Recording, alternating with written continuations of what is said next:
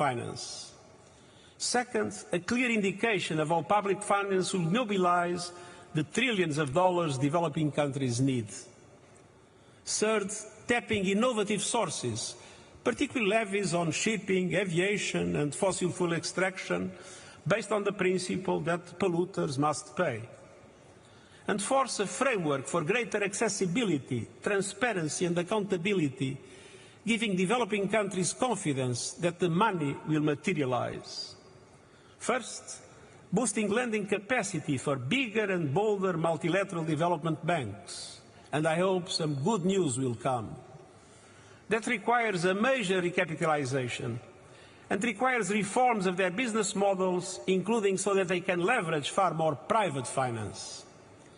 The resources available may seem insufficient, but they can be multiplied with a meaningful change in how the multilateral system works. Big sums require big change. The COP29 outcome must build on the Pact for the Future, agreed by consensus in New York in September, and drive progress. And I urge the major MDB shareholders to use their position to push for change. There is no time to lose. On climate finance, the world must pay up or humanity will pay the price. Excellencies, in this crucial period, you and your governments must be guided by a clear truth. Climate finance is not charity, it's an investment. Climate action is not optional, it's an imperative. Both are indispensable to a livable world for all humanity and a prosperous future for every nation on earth. The clock is ticking. I count on you and I thank you.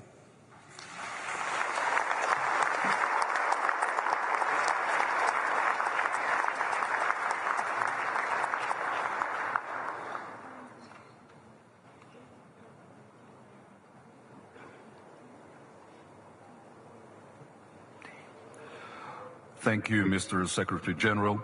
It is a pleasure to invite Ms. Maimouna Mohd Sharif, Mayor of Kuala Lumpur and former Executive Director of the United Nations Human Settlements Program, to the podium to share her remarks.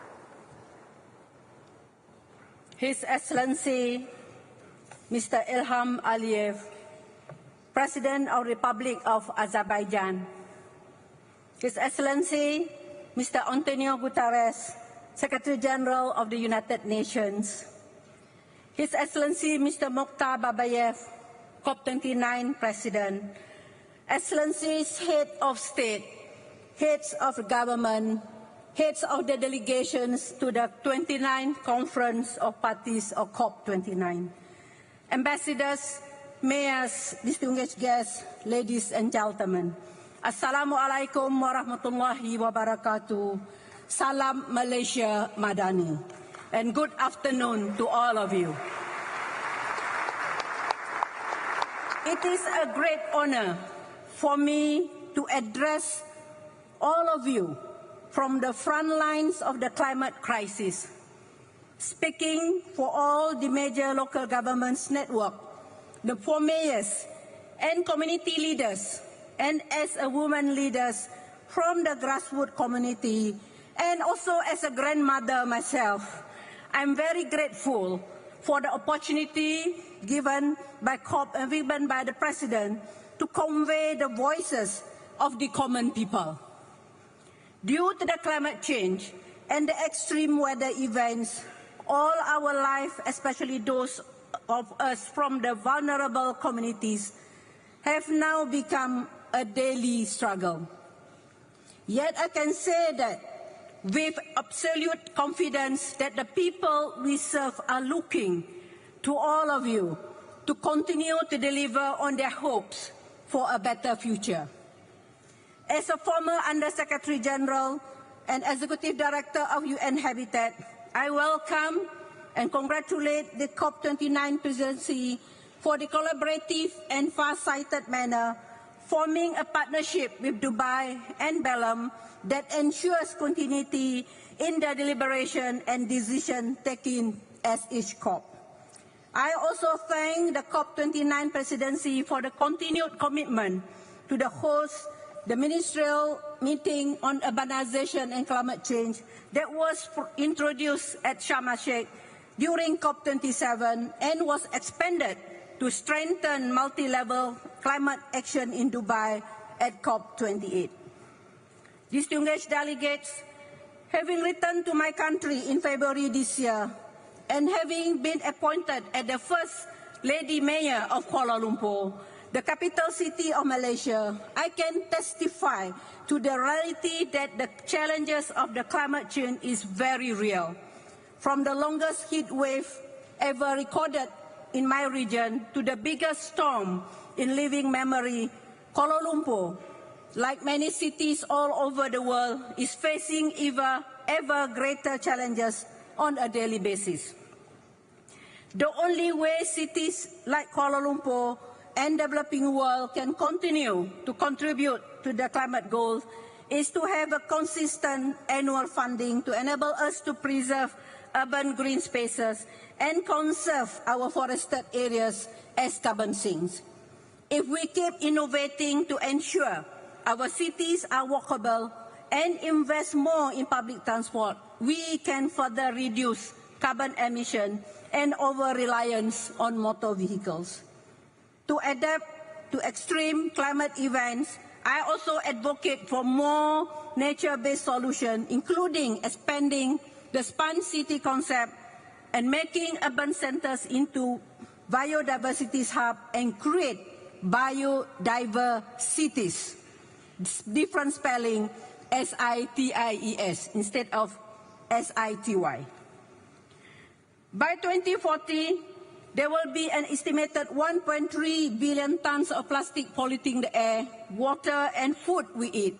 In fact, each of us now have microplastics in our bloodstream, vital organs, and as for this year, even in babies, in pregnant women. Despite these challenges, I consider ourselves among the luckiest cities and communities living in the region of the world that is relatively peaceful.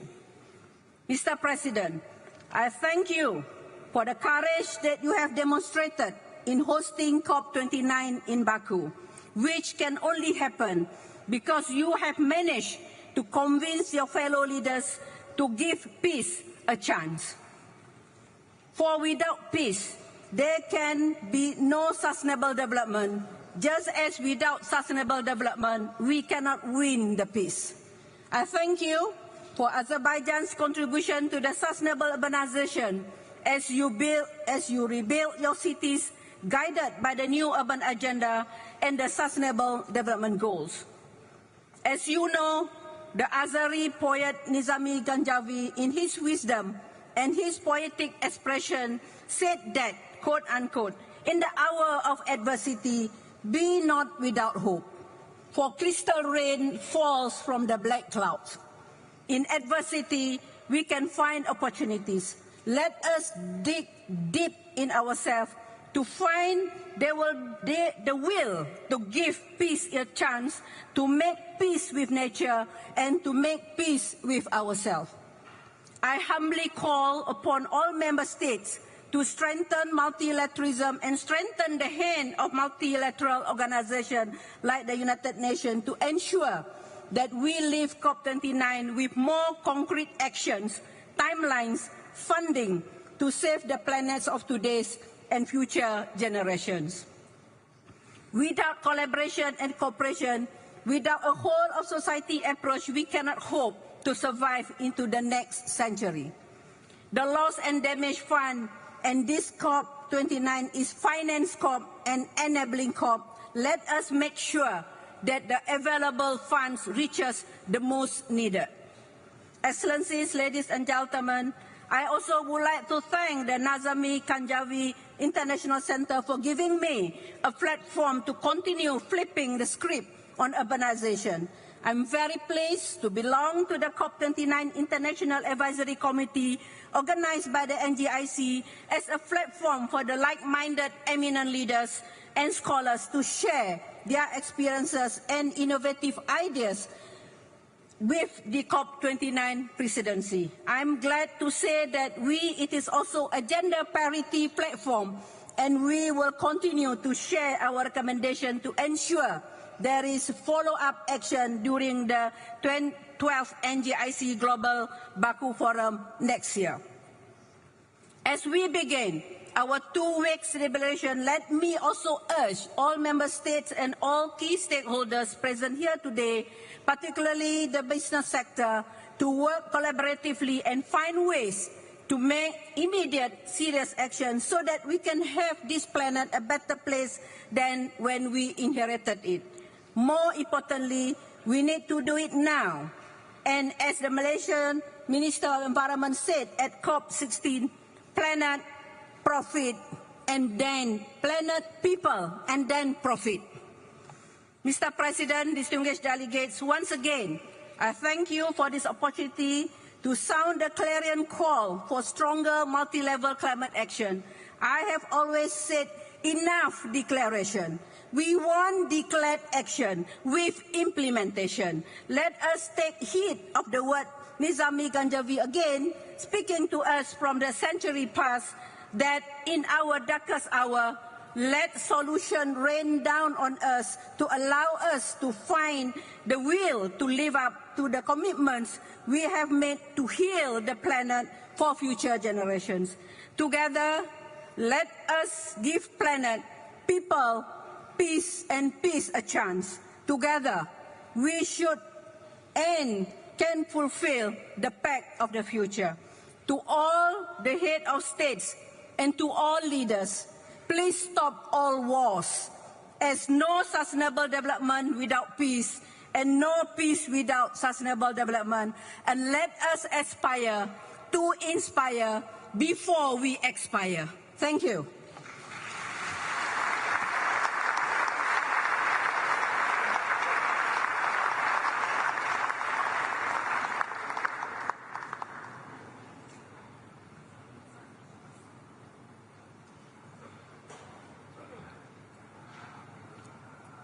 Thank you, Ms. Sharif.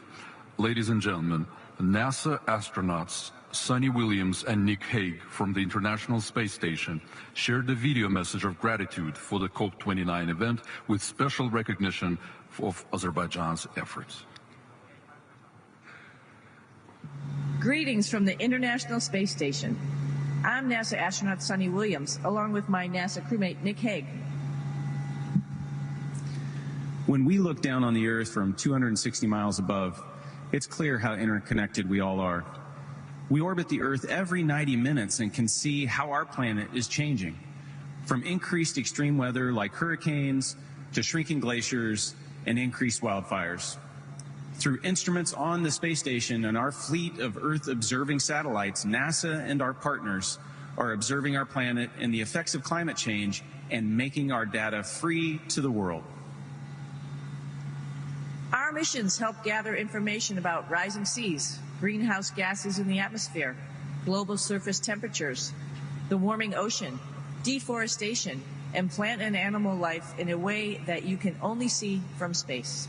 It is vitally important that the world accelerates its efforts to address the climate crisis in this critical decade.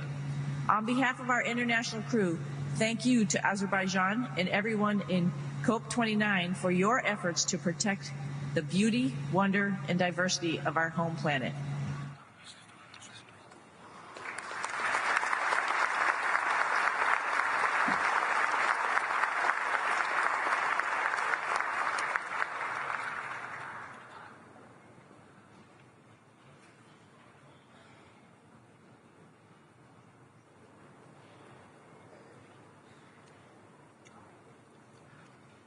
Esteemed guests, we are now delighted to begin the cultural program.